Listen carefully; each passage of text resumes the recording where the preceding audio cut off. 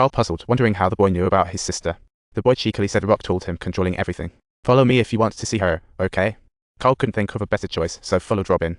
Meanwhile, Becky, following Ross, stepped on a woman's bag of treasure hunt chance. Contents spilled, with blood-stained hairs nearby. It seemed a woman held a burial party. Becky was momentarily startled. While Becky was distracted, Ross disappeared mysteriously. Suddenly, a woman popped up. The scene cut to Carl following Robin to a gigantic rock. Carl watched as the boy touched the rock, and his arm hair stood up like it got zapped. The boy encouraged Carl to feel this magical rock too. As he approached, he heard thousands sigh. About to touch the rock, his sister's scream echoed one wave after another. Carl dashed out in a panic, but the boy said it was too late. The scene shifted to Becky's boyfriend, Curly, who was also searching along the. He showed a photo to the gas station attendant, finding out his girlfriend had passed through here 2 months ago, so he drove ahead, passing by some bushes. He stumbled upon a dusty old car, which surprisingly belonged to Carl, so curiosity got the better of him, and he stopped to take a peek inside. Inside, he found only a mouldy bed, meaning the car was long abandoned. He yelled loudly, but got no response. He decided to check the church, only to find it empty. Until he found a book by the road with Becky's name. Could his girlfriend be hiding in the bushes? Curly ventured in without hesitation, but he was more cautious than Carl and his sister, tying knots in the grass to mark his. Little did he expect, after just a few steps, the grass knots magically unknotted, and the sun changed direction was disregarded and gone. This made Curly realize he was lost. He hadn't discovered anything useful by nightfall, so he prepared to lay down for a bit of rest. Just then, he heard rustling sounds in the bushes, peeking cautiously, only to be startled by Robin popping up, who motioned him to keep quiet. Robin urged Curly to listen to the chap. They knew each other. Finding Curly stop Becky, he proudly said he knew her location. Curly, like grasping a lifeline, gripped Robin, urging him to his girlfriend. When the little boy led him to Becky, Curly was stunned because she looked really bad. She seemed like she had been gone for quite a while. Curly felt crushed, angry, confused. When he turned, Robin had vanished. The next morning, Curly woke up with Becky's necklace, ready to continue his search for an exit at that moment. He suddenly heard voices outside the bushes, so he shouted for help. To his surprise, it was Robin's family passing by. On hearing Curly's cries, the dog rushed into bushes, followed by the boy and parents. Curly meant for them to guide him outside.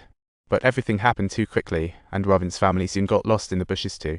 By nightfall, Ross, separated from his wife and child, saw the black stone deep in the bushes again. Oops, looks like he's stuck here for a while longer.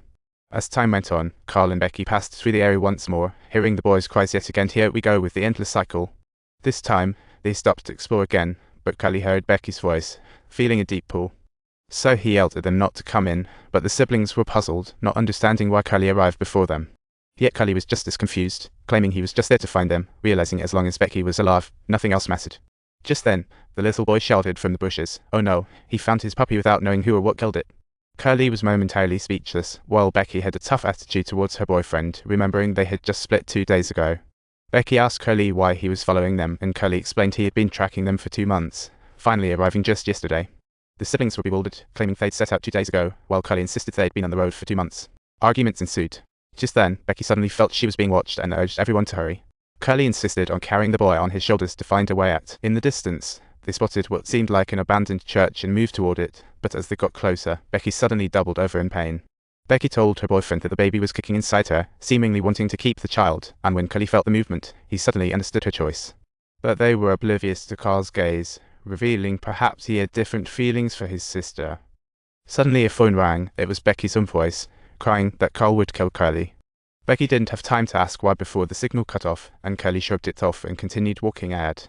But this time, she hadn't walked far at all when the abdominal pain struck again, as if something was manipulating her, leading to strange hallucinations. Suddenly, Ross appeared and performed chest compressions on Becky, bringing her back to breathe. Looks like she was saved. The little boy jumped into her arms, revealing he was the father. Ross announced he'd found a way out to take his son back. But just then, the boy raised his hands to take a look, only to find the church gone. How mysterious. In the blink of an eye, it was night again.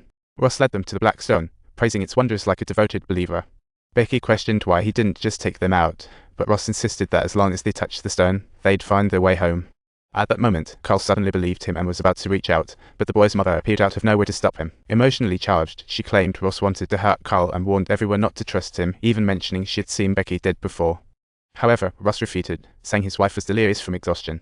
At that moment, Becky felt another stab of pain in her abdomen. She saw terrifying grass creatures, prompting Becky to hurry Carl and her boyfriend to take her away while Ross continued urging everyone to touch the rock. He claimed it could erase sins and save souls, but nobody was willing to believe him anymore. When soft tactics failed, Ross showed his sinister side, as though something was manipulating his thoughts, his words growing increasingly bizarre.